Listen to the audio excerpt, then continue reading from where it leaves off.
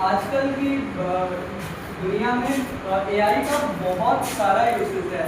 अगर हर जगह देखो तो कोई काम जैसे पीपीटी बनाना, पीडीएफ बनाना, हर काम एआई से हो रहा है। अगर हम बेसिक यूसेज भी नहीं सीखेंगे तो कैसे आगे काम चलेगा। तो आज हम कुछ थोड़ा सा पहले एआई के बारे में पढ़ते हैं और उसके बाद कुछ डेली यूसेज भी हम बताएंगे। आर्टिफिशियल इंटेलिजेंस, सबसे पहले आर्टिफिशियल इंटेलिजेंस का मतलब समझिए। आर्टिफिशियल इंटेलिजेंस का मतलब होता है किसी कंप्यूटर या मशीन को इस तरीके से ट्रेन करना कि वो ह्यूमन की तरह सोच सके, जवाब दे सके और ह्यूमन की तरह वर्क कर सके। ठीक है। और इसकी थोड़ी सी हम शॉर्ट हिस्ट्री की बात करना चाहेंगे कि जो जॉन मैककार्थे थे उन्होंने 1956 में सबसे पहले ही वर्ड आर्टिफिशियल इंटेलिजेंस यूज किया और उन्हें ही इसका आर्टिफिशियल इंटेलिजेंस का जनक माना जाता है। और अभी हम बात करने वाले आर्टिफिशियल इंटेलिजेंस काम कैसे करता है। ये काम करता है data collection, training, learning, prediction और इम्प्रूवमेंट। एग्जाम्पल के लिए हम लेते हैं, अगर हम 1000 picture of cats and dogs दोनों लेते हैं और हम डेटा कलेक्शन को लेके किसी मशीन को ट्रेन अगर कर रहे हैं तो हम बार बार उसे डिफरेंट पिक्चर्स दिखाते हैं।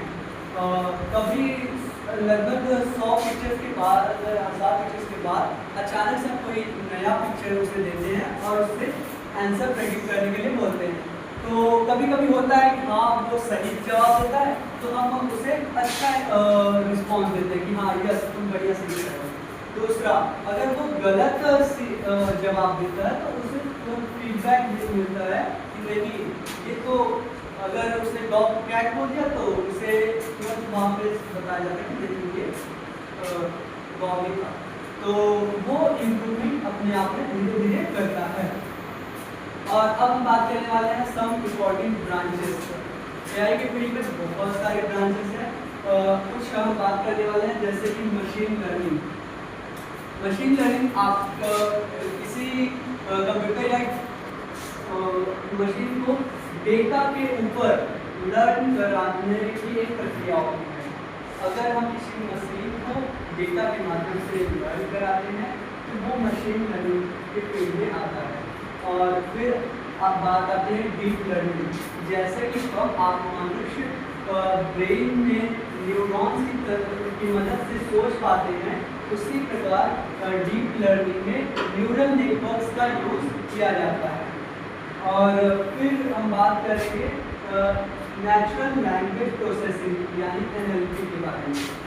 जैसे कि हम और आप कंप्यूटर से बात जिस लैंग्वेज में कर रहे हैं या वो हमें जिस हमारी भाषा में जवाब कैसे दे पाना है वो इस फील्ड के अंतर्गत आता है NLP। ये हमारी ह्यूमन भाषा को कंप्यूटर को कन्वर्ट बाइनरी फॉर्म्स या फिर अन्य फॉर्म्स में कन्वर्ट करके उसको समझने में मदद करता है। और फिर बात आती है कंप्यूटर विजन। इस फील्ड में कंप्यूटर्स फेस रिकॉग्निशन के माध्यम से बहुत कुछ सीखता है। अब हम बात करने वाले और एक और फील्ड रोबोटिक्स। जब रोबोट और एआई दोनों मिलके एक बढ़िया रोबोट बनते हैं जो कि एक ह्यूमन की तरह काम भी करते हैं, आपसे बात भी कर पाते हैं। कभी कभी आप लोग देखोगे बड़े बड़े होटल्स में वो खाना भी सर्व करते हैं, बहुत प्रकार से ये काम करते हैं। तो रोबोटिक्स भी एक अपने आप में बहुत बड़ी फील्ड है। अभी हम बात करने वाले types of AI. AI generally तीन प्रकार के होते हैं। एक नैरो एआई यानी वीक एआई जो कि सम स्पेसिफिक टास्क भी परफॉर्म कर पाता है। उसे एक काम दिया जाए वो एक ही काम कर पाएगा। और जनरल एआई मतलब हम मनुष्य जितना भी काम एक साथ कर सकते हैं वो भी उतना ही काम कर पाए। ऐसे अभी तक जनरल एआई नहीं बने हैं। बनने के काम चल रहे हैं बट अभी बन नहीं पाए।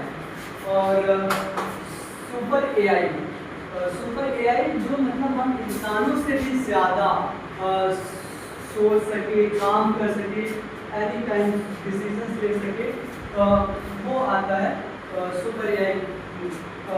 ये बहुत फ्यूचर की बात है। हो सकता है फ्यूचर में ऐसे एआई बन जाए। कुछ इम्पॉर्टेंट टूल्स के बारे में बात करेंगे जो कि नैरो एआई के ही एग्जाम्पल हैं, जैसे कि चैटजीपीटी, जेमिनाई और नोटबुक एलएम और आपका मेटा एआई, और बहुत सारे ऐसे एआई हैं जो डेली लाइफ में यूज में आते हैं। आप नॉर्मली अपनी पढ़ाई लिखाई या फिर अपने सब्जेक्ट रिलेटेड अगर कुछ भी चीज़ पढ़ना चाहते हैं तो जेमिनाई और चैटजीपीटी के माध्यम से बड़े आराम से सीख सकते हैं, पढ़ सकते हैं। आपको कभी भी कोई सा भी ग्राफ वगैरह चाहिए वो तुरंत प्रोवाइड कर देगा। किसी भी आपके ज़्यादातर अभी तो हेल्पफुल ये दो टूल्स हैं। नोटबुक एलएम थोड़ा अपग्रेड लेवल पे चला जाता है। जैसे अगर आप पूरा क्वेश्चन बैंक की उसे दे देते हैं तो वो आपको एनालिसिस करके बताता है कि कौन सा इम्पोर्टेंट, बहुत ज़्यादा इम्पोर्टेंट क्वेश्चन है, इसलिए टाइम्स आया है। तो नोटबुक एलएम बहुत बड़े स्तर पे काम करता है। अगर आप जैसे कि इंजीनियरिंग में कुछ वर्क कर रहे हैं और आप बहुत सारे बिग डेटा पे काम कर रहे हैं, 3-4 पीपीटी आपको साथ में कंबाइन करके एनालाइज करके अपनी रिपोर्ट जमा करनी है, एक नई रिपोर्ट बनानी है, वो नोटबुक एलएम बहुत अच्छे से अभी तो काम कर रहा है। बाकी एआई करते हैं बट ज़्यादा स्पेसिफिक नोटबुक एलएम है। और मेटा एआई जनरली आपको इंस्टाग्राम, फेसबुक और व्हाट्सएप पे अवेलेबल मिलता है।